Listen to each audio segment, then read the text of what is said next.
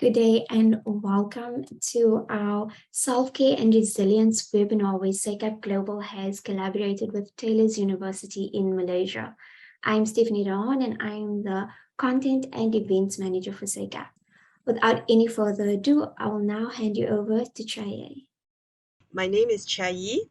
You can call me Miss Pang or Miss Chia Yee. I graduated with my Master's in Counselling, currently doing my PhD. I'm a psychology lecturer at Taylor's University. And fun fact about me is that I'm a single mom. I have a 6-year-old daughter. And yes, that's all about me. I would like to pass the next slide to Miss Salma. Thank you, Chia Yee. Hi, everyone. I am Salma Kathrada, and I'm a holistic counselor and psychology lecturer at SACAP. I am also a mum, and speaking to the other parents out there, we understand the very important need, not luxury, need for self-care. So it's my pleasure to be sharing that with you today. We can dive right into the next slide. Okay, so I'd like you to think for a few moments on what is self-care to you. You may type it in the chat box if you wish. When you think of self-care, maybe an image comes to mind, maybe a thought, an experience, a moment, a memory. What comes to mind when you hear self-care? I'll be presenting this first section on self-care, and Chia Yee will be presenting the second session on resilience. Okay, great. So I see sleep, relaxation, meditation, taking time out for me, quality sleep. Yes, there's a difference between sleep and quality sleep. Taking a break from work. For me, self-care is about restoring your cup. Okay, taking time to reflect and regroup. Uninterrupted time with family. Skincare. Okay, so we have an idea of what self-care is. But there are many myths around self-care and misconceptions. So we're going to start with looking at those and busting them. The first one we'll look at is that self-care is selfish. Now, this is a common misconception because we are accustomed to seeing to our needs or meeting our needs through meeting the needs of others. And what I mean by that is perhaps you're feeling underappreciated and unacknowledged. So instead of being more boundaried with requests by saying, no, I can't do this, or no, I don't have the time to do that, we overextend ourselves in hope of receiving that sense of appreciation and sense of acknowledgement from others. And this then creates the sense of resentment, the sense of frustration, the sense of emptiness. And because this is such a common way of functioning, when we do start prioritizing ourselves and taking time to care for ourselves, and we start saying, no, I can't work for longer today, I need to go home. Or no, I cannot stop at the shops to get this because I need to prioritize my time around this or my time around that. So when we start saying no, then people see that as selfishness, especially if we have said yes to people in our lives a lot, inauthentically saying yes. So that's why there's this misconception that when we start caring for ourselves and when we start prioritizing our emotional, mental, physical, and spiritual health, it's seen as a selfish thing. But actually, it's not selfish, it's quite necessary, because only once we, as the source of care for others through being parents, through being employees, through being employers, partners, only once we can start caring for ourselves, then can we care better for others too and serve others better. So self-care is definitely not selfish. Another misconception is that self-care is expensive. And this is mostly because today with social media, people are like self-care day, and they show they're at a spa, having a spa day, or they're having a luxury massage or a weekend away. And these are all expensive indulgences. But self-care can be something as simple as the cup of tea that you saw on the previous slide.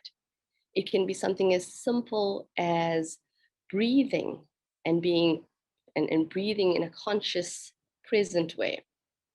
And so self-care can definitely be accessible and free.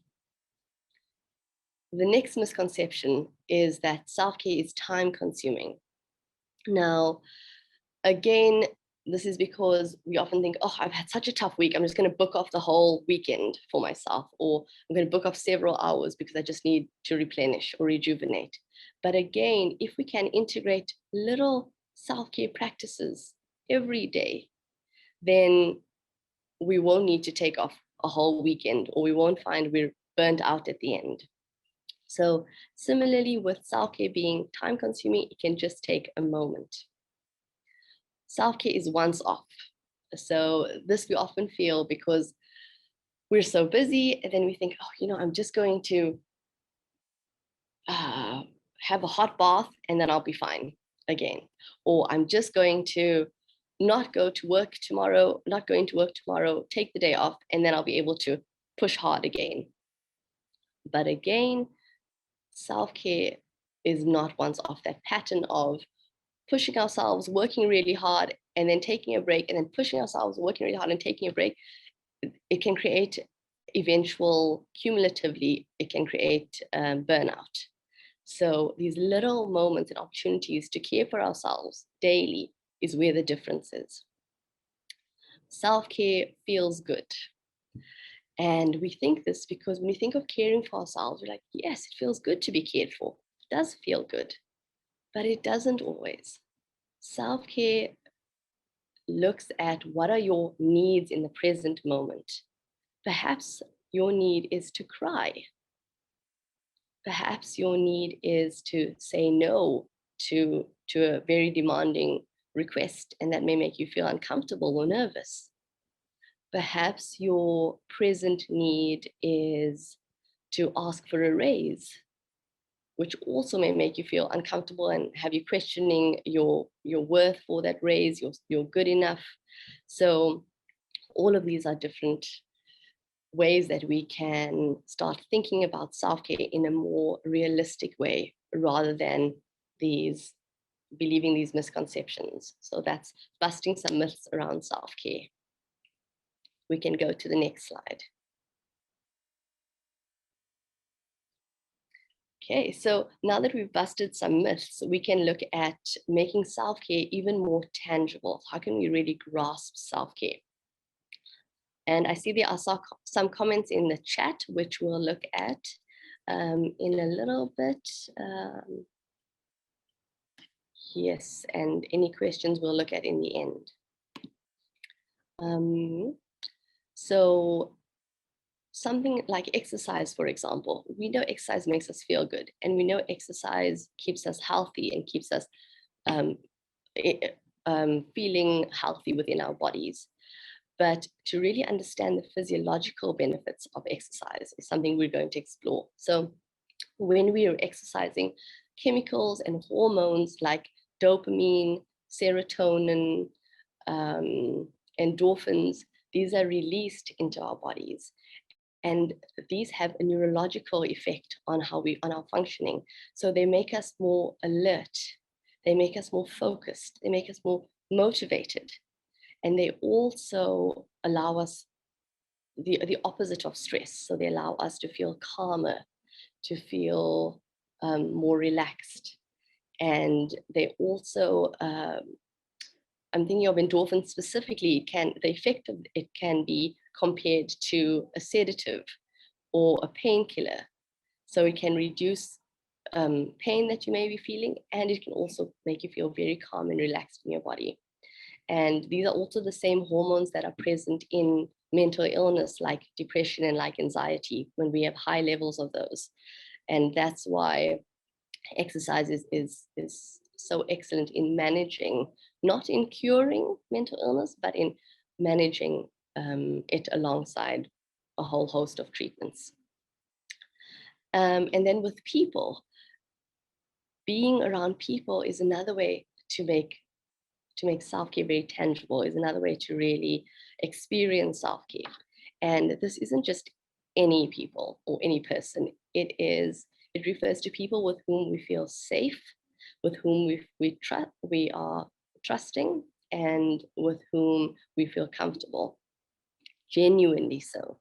Because when we are around these people, they fulfill our basic socio-emotional needs, because we are by nature social beings, and therefore we have these basic social needs of having a sense of belonging, a real sense of belonging, being seen and being heard. So this means despite our views and our opinions and our feelings, we know that it is safe to voice them in a way that will be where they will be heard and they'll be accepted. And it's also another need that it fills is being connected, because when we are with others and we're being seen, we feel that sense of connection. And these are basic human needs. And that's why if you look at statistics around the time of COVID, when we needed to isolate, stress levels, psychopathologies, everything rose, all those levels rose because of the social isolation that people were experiencing, and how that then impacted their self-care, took a big part of self-care away. And then looking at self-compassion. Now, we live in a world that is very focused on success and on results, and it's a keep going, just look forward, be productive, be competitive, just go, go, go. What are the results? What are the achievements? What are the end products? So because of this, we become very self-critical, where we neglect our own needs and we focus on meeting the demands of others, on pleasing others. And because of this, we then have things like burnout. We then are easily triggered. We become emotionally unstable. So with shifting from self-criticism to self-compassion, we can really start experiencing self-care from within ourselves.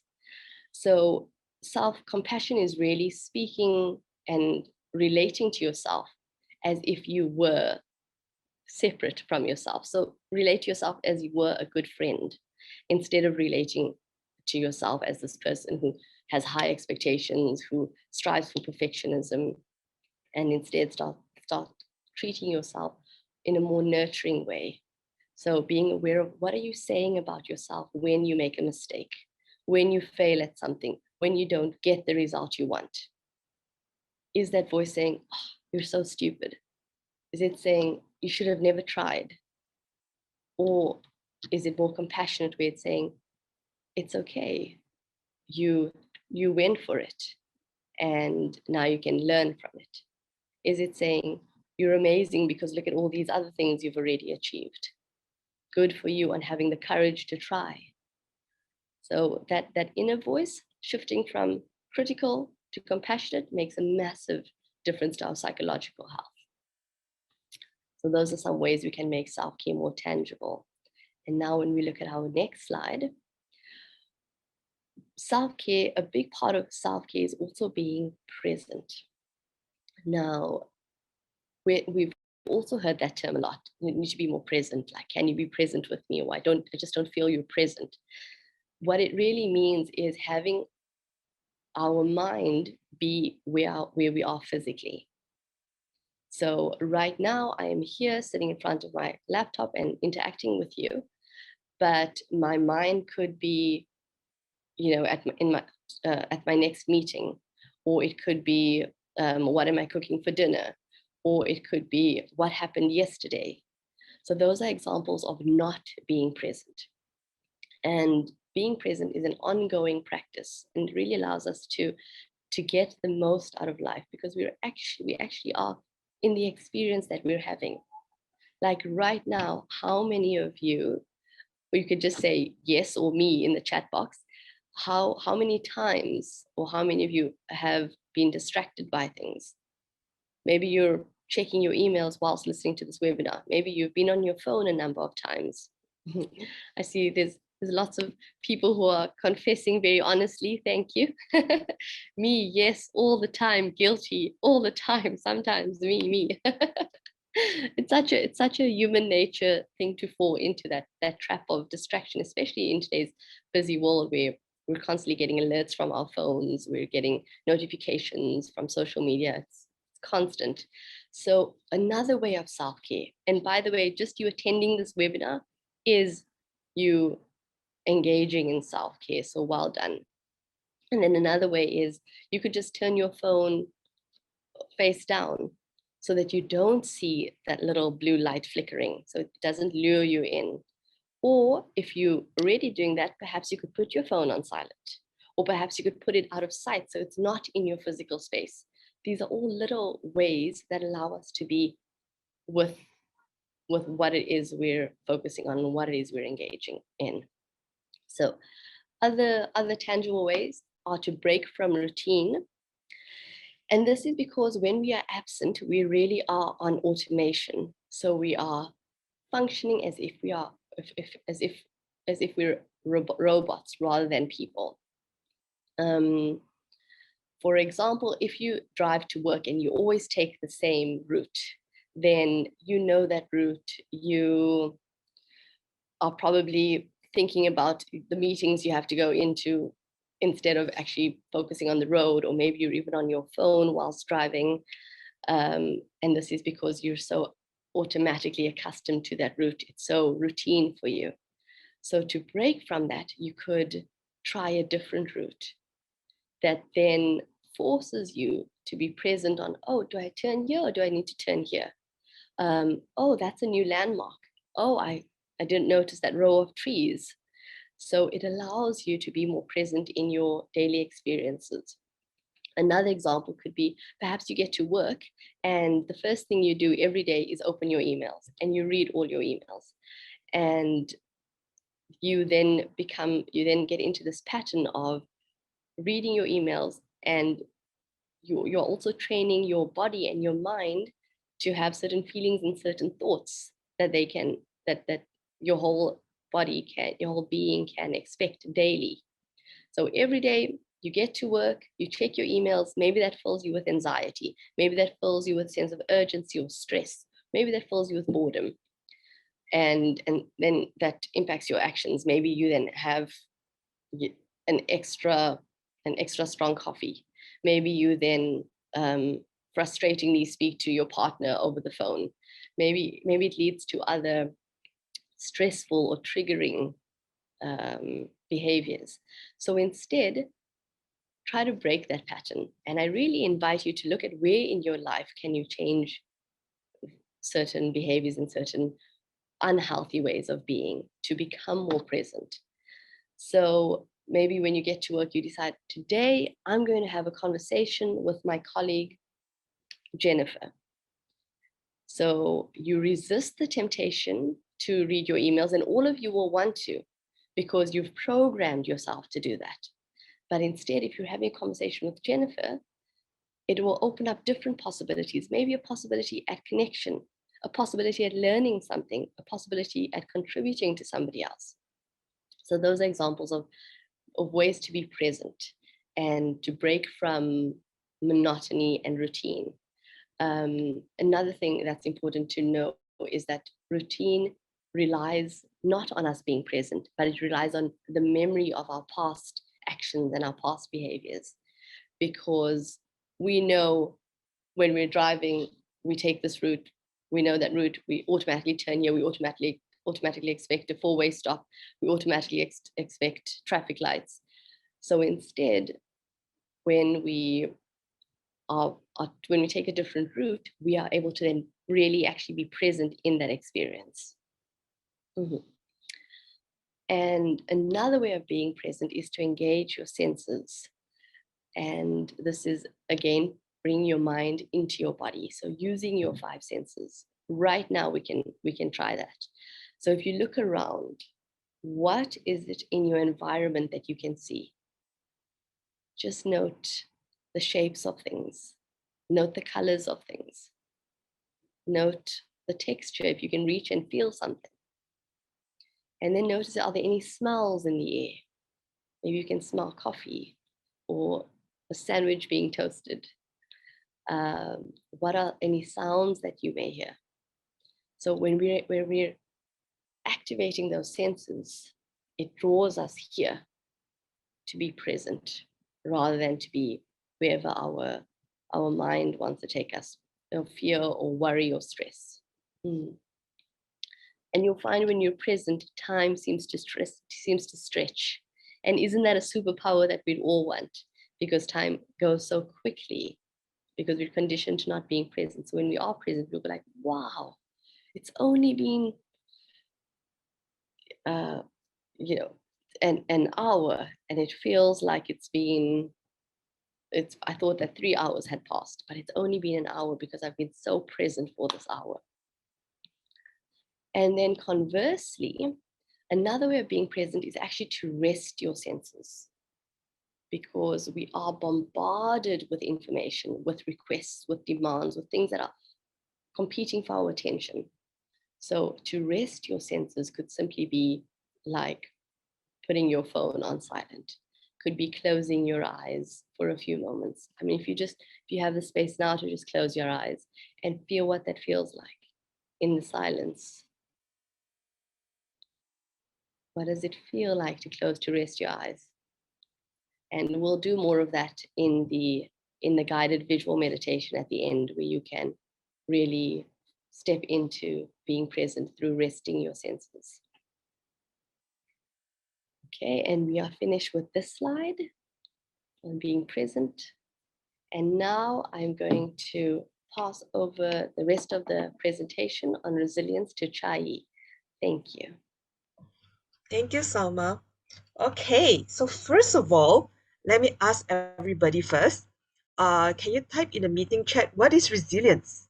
What do you think resilience is? Able to bounce back stronger. Hi. How do you bounce back easily? Yes. Being strong. Well, not technically being strong. Face life. Very good. Not being negatively repeated. Wow. To recover from a tragedy. Being flexible. Yes, very, very flexible. The ability to manage and adapt change, stress, life challenges. Adaptability. Yes. Bouncing back. All right. Very good. Bounce back. Having the energy for difficult times, preparing for life difficult times, and recover should something happen. Give, ability to adapt. All right.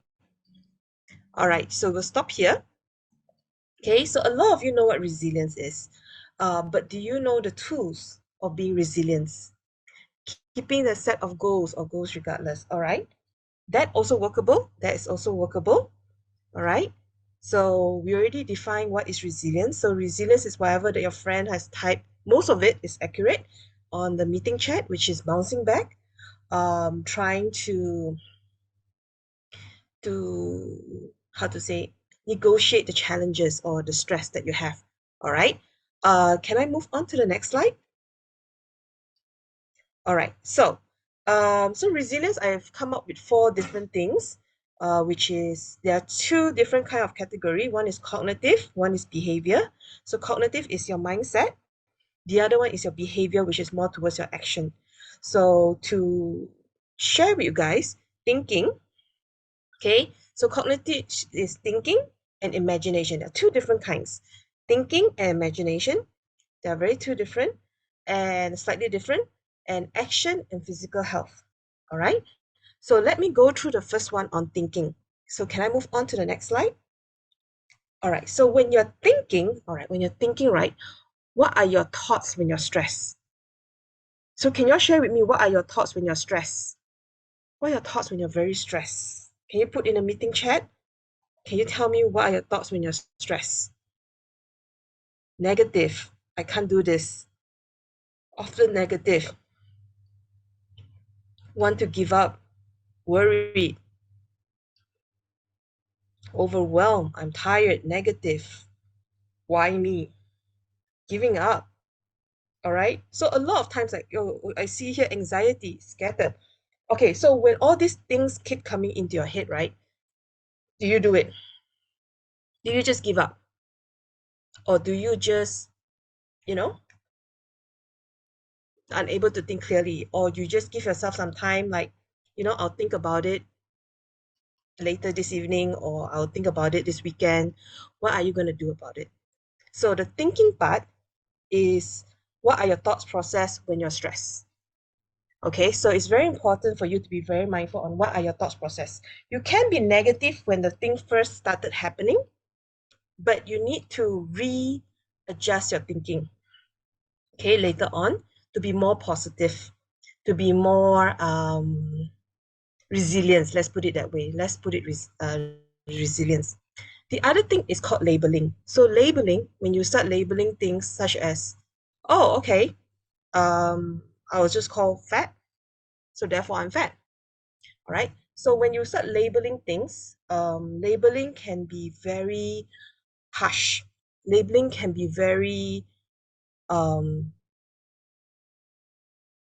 tormenting. All right. Sometimes labeling can be very bad. So try to avoid labeling. Try to avoid labeling yourself when you are going through tough times. Okay. Discounting the positive. So a lot of times when we're going through stress, right, we discount the positive. It's normal. It's normal for us to discount the positive, but we need to be able to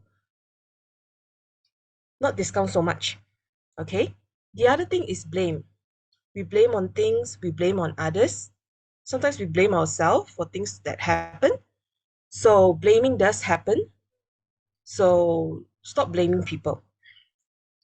Even though in the beginning, when you start blaming people, after that, please step back and stop blaming and start thinking about what can you do to rebound back or to bounce back. Okay. The other one that you all need to know is called the overgeneralization. So if you're gonna think that, oh, it happens, always happens to me, overgeneralization, don't do it. Okay, don't overgeneralize things. All right. So the other one is called personalization. Personalization. So I use the EO theory. So I'm not sure how many of you watch Winnie the Pooh. How many of you here watch Winnie the Pooh? Can I see a raise of hands, or I don't know, in a meeting chat, how many of you watch Winnie the Pooh? Do you know EO? Oh, Soma watch Winnie the Pooh. Oh, quite a number of you watch Winnie the Pooh. There is like 1, 2, 3, 4, 5, 6.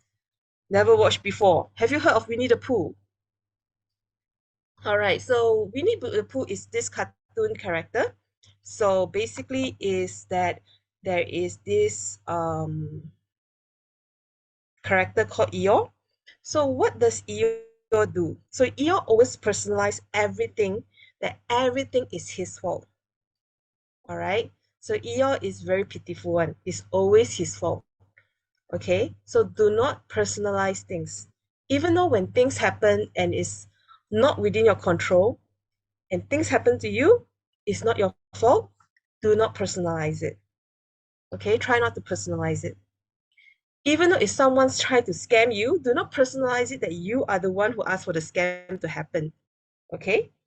The other one is emotional reasoning. So emotional reasoning is one of those things where we try to make sense of our emotion. We try to um, compartmentalize our emotions. So it's not, sometimes emotion just comes, sometimes your anger just comes, and sometimes you just want to cry. And it's okay to just cry. So please allow your emotions to come without any form of reasoning. Because sometimes that kind of thing happens. Sometimes you're so angry halfway and then all of a sudden you just want to cry. Just let it cry. Just cry. All right. Any questions so far on the resilience thinking for this part? I assume no question, yeah. Okay, no questions. All right. So can I move on to the next slide on Yeah. So resilience imagination. So when we are going through some hard times, you need to imagine yourself. How do you self-motivate yourself?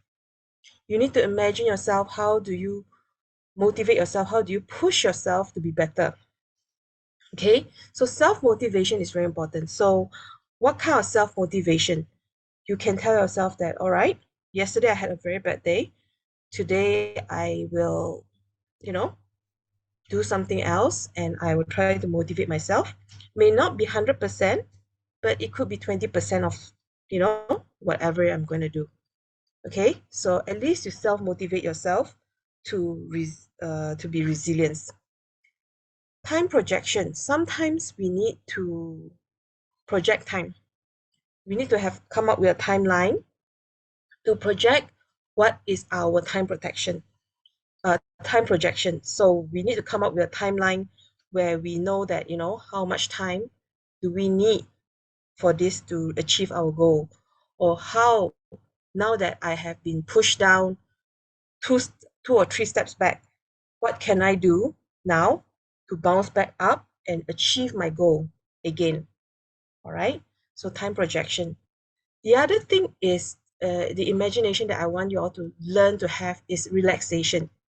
So a lot of times when we're so busy and everything, just relax on the train or relax in the bus where you don't have to drive and just give yourself some relaxation time. It's very important because relaxation does give you some form of calmness, um, and some form of relaxation. So you need to relax yourself. So you need to imagine all this. You need to have imagination. You need to imagine whether or not you can give yourself self-motivation, whether or not time projection for your resilience. The other one is relaxation, on how are you going to relax yourself. Okay? All right. So now this is the cognitive part. Now I want to talk about the behavioral part. So what kind of actions can we do? So moving on to the next slide. All right. So resilience. So resilience, right? We first need a lot of social support. Whether we like it or not, as much as independence as you want to think you are, we need the social support, whether it's from family or friends or even neighbors. We need the social support. So whatever you're doing, try to find yourself some social support. Even if you reach out to that person, the person says no, that's okay. Find another person. All right. And you need to have some form of assertiveness towards the situation. Time management is also very, very important. So you need to time manage yourself on, how do I spend time on working or do I spend time on myself? How are you going to go about it? You need to find some form of balance. Of course, all of us can't really balance it, right? So there are a lot of times where we put a lot of more pressure on ourselves rather than, other people. So time management is very important. So you need to manage your time. I'm also still learning time management because now I'm a single mom. So now I have to learn to time manage myself. When do I spend my time with my daughter? When do I spend time with my students? When do I spend time with work and things like that? All right, so time management. Okay. The other one is developing goals. So you need to have short-term goals and also long-term goals. So what are your goals? And do not have too many goals, yeah? Because when you have too many goals, then you're over pressured. So have like 2 or 3 little simple goals, short-term goals and long-term goals that you can achieve throughout the day or the week or the year or even in 2 years' time. All right? So it's really up to you. So these are form of actions that you can do it for yourself. Okay? So my last slide on resilience is on physical health. Okay, first thing I put up here is you all can see is alcohol. All right, so I know for some of us, we do drink alcohol and we do use it to, relax ourselves, have a drink, have a drink of alcohol or to have a drink of coffee. Okay, so a little bit of alcohol is fine. Too much of alcohol is not good. All right, so alcohol does give you some form of impact on your physical health, so do take care. Caffeine also. So caffeine, if you can control about 1 or 2 cups a day, that is perfectly fine. When I say cups, right, this is not a cup, right? This is a mug. I don't know if you can see this. Yeah, so it's a bit smaller.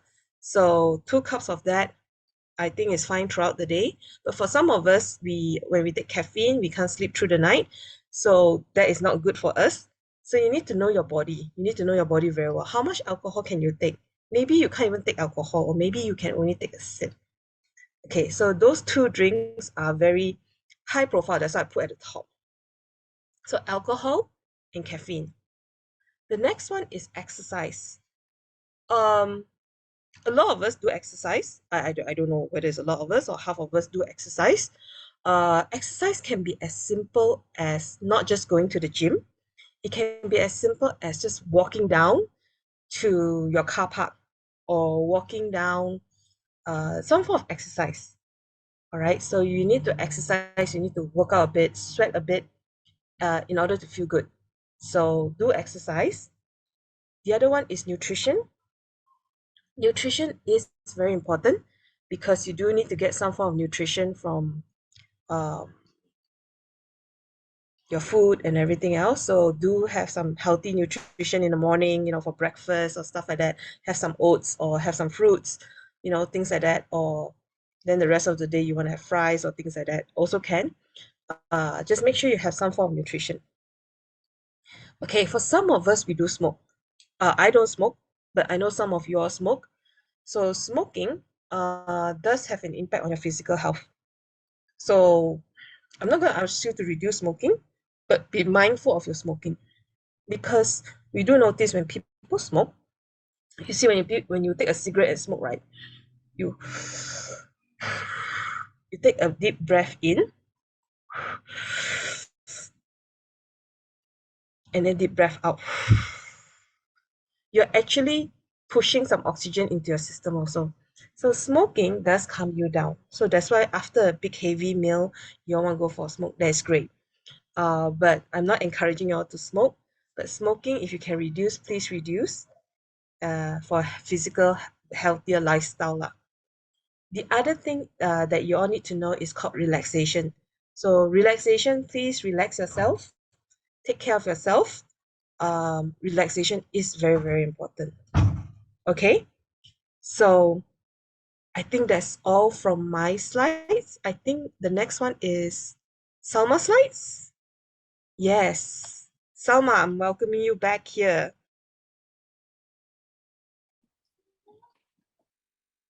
Thank you, Chia. We are going to prepare for a guided visual meditation. So I'd like, if possible, if you can, to remove any distractions around you, any noise or anything that may be uncomfortable. And then I'm inviting you to put your feet firmly on the ground.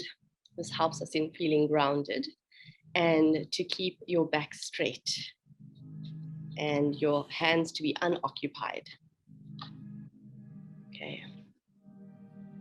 So I'm going to give you a few moments just to settle yourselves, and then we'll start this guided visual meditation.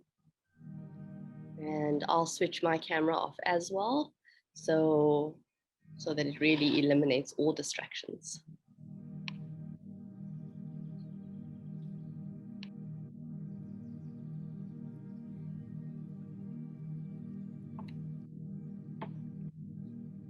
Okay, now that you are sitting comfortably, and you have no distractions around you, we can really just focus within. So I'd like you to close your eyes and take a deep breath in through your nose and out of your mouth. And as you breathe in, try to make it the deepest breath you've taken all day. And as you exhale, allow any sounds or sighs to just leave your body.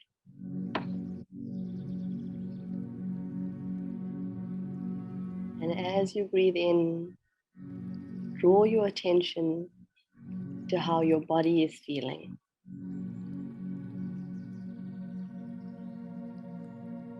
Do you have any tension, any aches, any stress that you are holding in your body? And as you exhale, allow this tension and stress to leave your body.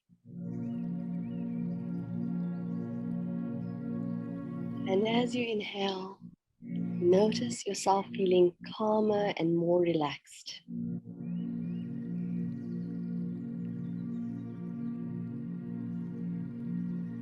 And with this calmness, your inner eye is more accessible. Your imagination is more accessible. And so I want you to picture in front of you a staircase going down. And you walk towards the staircase. And you start descending. There are 10 steps. 10, 9, 8. With every step, you find yourself feeling calmer and more relaxed. 7, 6, 5. More and more relaxed. 4, 3, 2, 1. When you reach the bottom of the staircase, you notice your whole being feeling absolutely calm, absolutely relaxed and safe. And in your imagination, in your mind's eye, you look around and you see in front of you a beautiful forest.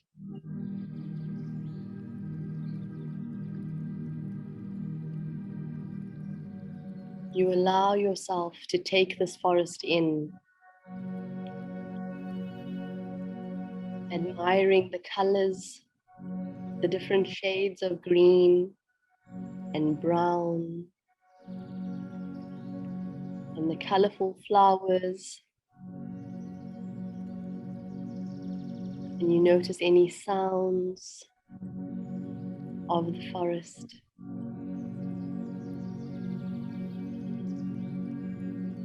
Perhaps you are barefoot and you can feel the forest floor beneath your feet.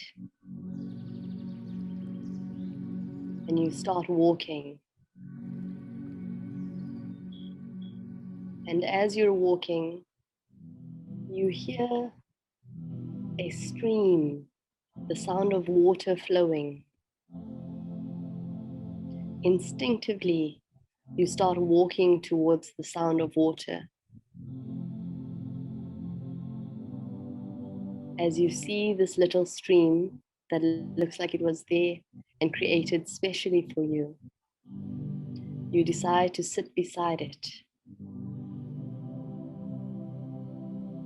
You sit down, enjoying this peaceful, serene sound of the stream.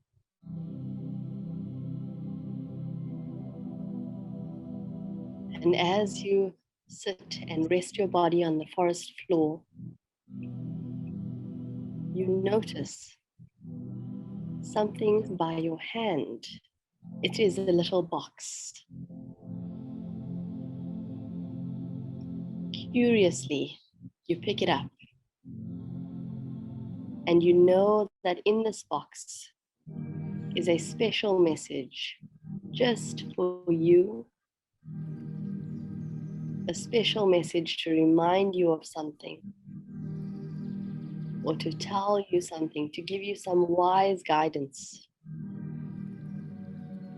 And so you open this box, and within it may be a written message. There may be an item or an object, something that is significant to you.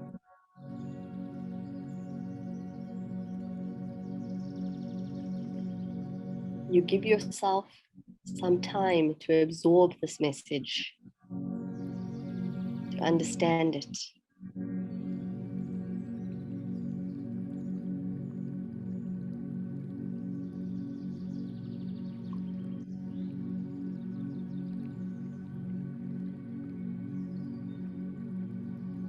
And now you feel ready to make your way back to the staircase.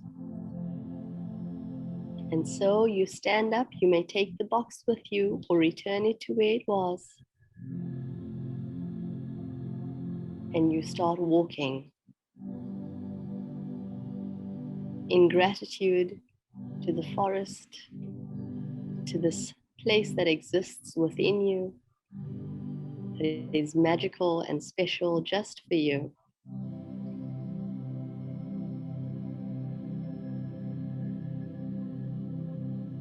When you get to the staircase, you start walking up. 1, 2, 3, 4, 5, 6, 7, 8, 9, 10. When you reach the top of the staircase, you feel ready to return to the space around you that you are physically in, and you may open your eyes. And also, I will put my video on so we can return to the webinar. I would love to hear in the chat box about the different objects, items, or messages that you received, and how this guided visual meditation works. What we really were doing in that is relaxing the conscious mind that is overactive most of the time. And instead, by relaxing, that allows us to access the subconscious mind. And the subconscious mind is a place of play, of freedom, of inner wisdom and guidance. So in relaxing that, we're able to access messages or guidance from our subconscious, which is also sometimes seen as our higher selves or our inner wise men and women. Mm.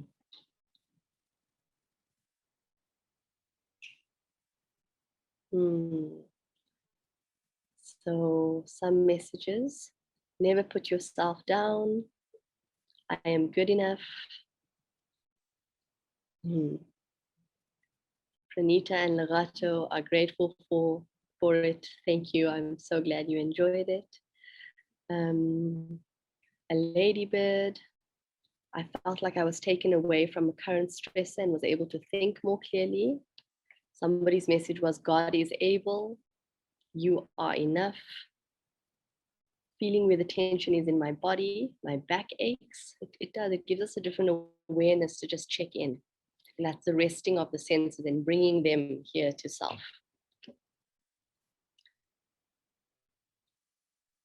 Feeling with it, yeah, you are enough, creative, you can do this. So thank you, Salma. Very deep meditation. You're welcome, Sadia. You're welcome, Nomfundo. Okay, wonderful. So, and maybe you received a message or an object that doesn't really make sense to you. Maybe you don't really understand what it means. So instead of immediately asking others what they think, look at what does that represent to you? What does that mean to you? And try to connect it to your current situation and your current needs. And then if you still struggle, then I would perhaps ask others, like, what do they connect? An object could be quite arbitrary. You could have a leaf. You could have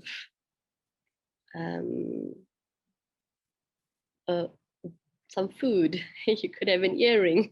You could have anything in there. So you can then ask others and find what that could mean for you. Okay, great. So we are finished with the meditation, and now we can open to any questions. I will hand over to Stephanie again. Yes. Hi. I just want to thank our speakers. I think everybody, as you can see from the chat box, has definitely found value in this session, not only the information, but thank you so much, Salma, for that meditation. I think a break in the middle of the day, never knew it was needed, but it was definitely appreciated. So I'm just going to get straight into the questions. Salma, we've got one for you that says, can setting boundaries be self-care even when I know that my boundaries could affect the person or the person I'm setting up a boundary with negatively? However, it is obviously beneficial for myself.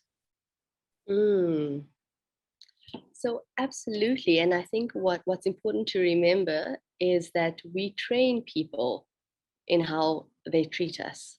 So if somebody is taking offense to my boundary, yes, it has to do with that person and their inability to take no, or their interpretation of no as rejection. But it also may be that I have trained them to always expect a yes from me. For example, if a colleague of mine, whenever he has extra work, he's like, Salma, please will you do it? Please, can I offload this onto you? Are you available again? And I'm always saying, yes, yeah, sure. No, don't worry, I'll do it. Oh, no, I'll stay late. You go home. And then I attend a self-care and resilience webinar and realize, oh, this is an area of my life where I really need to draw firm boundaries and care for myself better. So then he makes another request, and I say, oh, it's going to be really difficult because I've now also trained myself to respond in a certain way. So now if I'm going to say, actually, I can't do it or I can't make it, that person, how do you think they'll respond? They'll be surprised, and they might be angry. They might be dismissive. They could react in all sorts of ways. And that's why caring for ourselves, and which is a big part of drawing boundaries, is hard. Self-care, like we covered, it's not always enjoyable. It doesn't always feel good. It's a big part of self-care is doing this hard work, this hard inner work on being assertive and resisting the desire to always be liked and to always have others' approval, and to actually look at, this is what I need. And the great thing is that as you keep doing that, you'll start training people around you to change, to start expecting that from you as well. They're like, okay, Salma is very boundaried and clear on what she wants. Thanks so much, Salma. We do have another question that says, how do individuals learn to create boundaries without feeling guilty for taking care of themselves? So I think we did partially answer this with the last question, but I'm not sure if you could maybe delve a bit deeper for us, Salma. Yes, sure. So again, this is an ongoing practice, and wouldn't it be wonderful if it didn't have to be?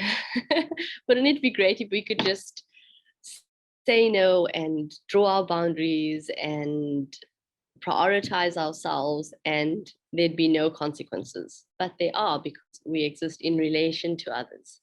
So as you start saying no and you start drawing boundaries, you will definitely experience guilt. Even if the other person reacts in quite an accepting way, you will still feel guilty. And with time, that will go away. So it's really keeping mindful of the context of, why am I doing this and why is this important? Not, oh, I'm feeling so bad, I'm feeling so guilty, this is uncomfortable. It's okay, I'll just say yes. Because then you'll forever just keep saying yes. And when we do that inauthentically, we become resentful. And that causes us to have unhealthy relationships with others and with ourselves. Excellent questions. Thank you. Thanks so much. We do have another question that says, how do I stop negative thoughts as I feel I have no control over them? What techniques or approaches could I use? And Chai, I think this, relates to quite a bit of what you spoke about in terms of resilience. Okay, so how do we stop negative? We can't really stop the negative thoughts. You can't just stop. So what you can do is when the negative thoughts start coming in, you need to be very mindful and tell yourself to stop. You need to be very mindful and tell yourself to stop. But sometimes the mind is more powerful than your thoughts, if that makes sense. I don't know if sometimes the urge of self-blaming is stronger than what you want to do. But sometimes you need to put yourself first. You need to put yourself um how to say it, be very mindful about all this because it is very important because when you start self-blaming, you're just going to go downhill. But if you're going to self-blame for yourself for a short period of time and then after, you know what? I self-blame myself already for the past 20 minutes. I am going to pick myself up. I am not going to self-blame. And I'm going to step forward and do something about it, then go ahead. I don't know, Salma, what do you think? I agree, Chai, that blaming ourselves really doesn't help with changing negative thinking, and similarly, blaming others also doesn't help. So I think that it's necessary to step out of this conditioning of when there's an issue to attribute it to somebody or something. So something goes wrong. Oh, who did this? Whose fault is it? Is it mine or is it yours? And instead say, okay, this is a mistake because mistakes happen because we are human beings. How can we change this? So it's practicing that compassion with self and with others. And Salma, we've got a question that asks, how does one identify things that causes you stress? Um, hmm. So that definitely takes more presence and more of a practice of presence and mindfulness. So pause more often in your day and check in with yourself. Just do that now. Pause and breathe. Close your eyes if you need to. Because I think often when we have a moment, we're doing things like binge watching series or scrolling through social media. And these are not examples of self-care. These are things that we do because we are exhausted. We're too tired to really do anything that requires a different way of acting. So it's like, oh, I know how to do this. I just have to lie on the couch and just put the TV on and I'm just going to lie here. But even 3 hours can pass and you're still not feeling any better because that isn't a source of self-care. That's just become an unhealthy pattern. So it's when you have those moments to actually, no, I'm not scrolling through my phone and I'm not switching the TV on. I'm just going to sit with myself and breathe.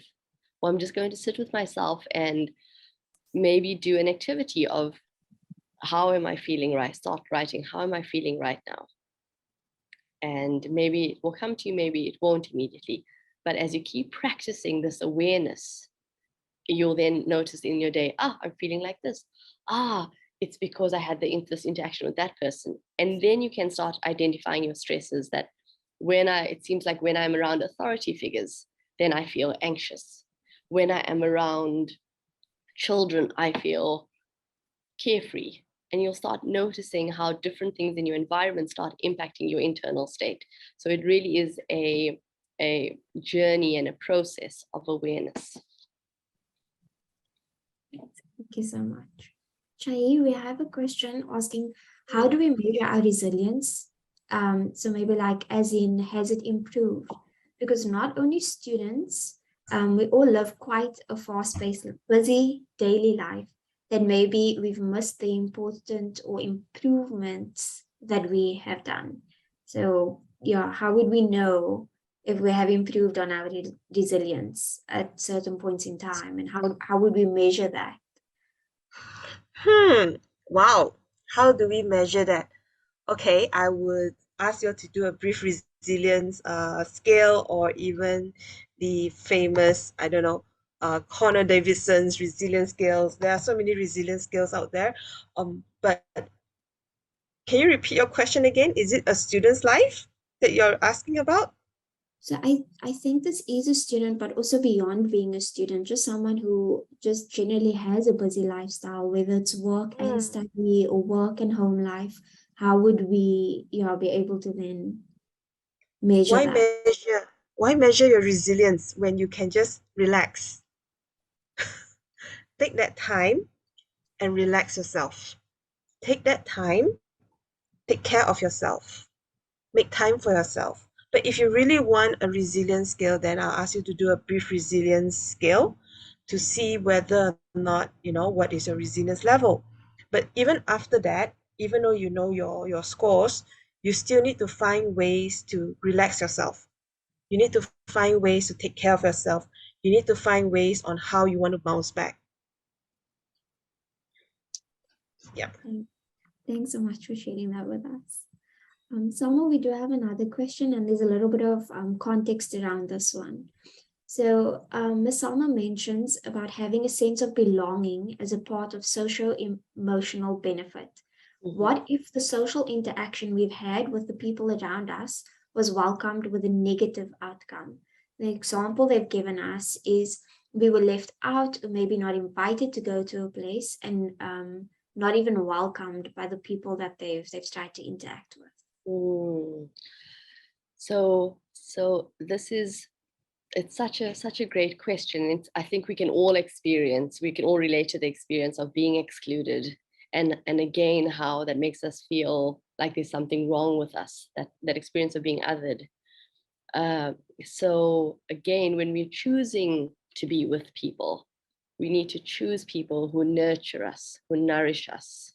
We need to choose people who are safe, not people who make us feel excluded, not people who make us feel judged, and that is also part of self-care, by saying, no, I can't make it to that party, or uh, thanks, you guys have invited me, but no, I can't, because you know that when you're there, you have an experience of being excluded.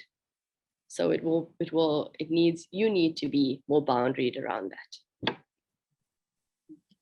Thanks so much for that, Salma.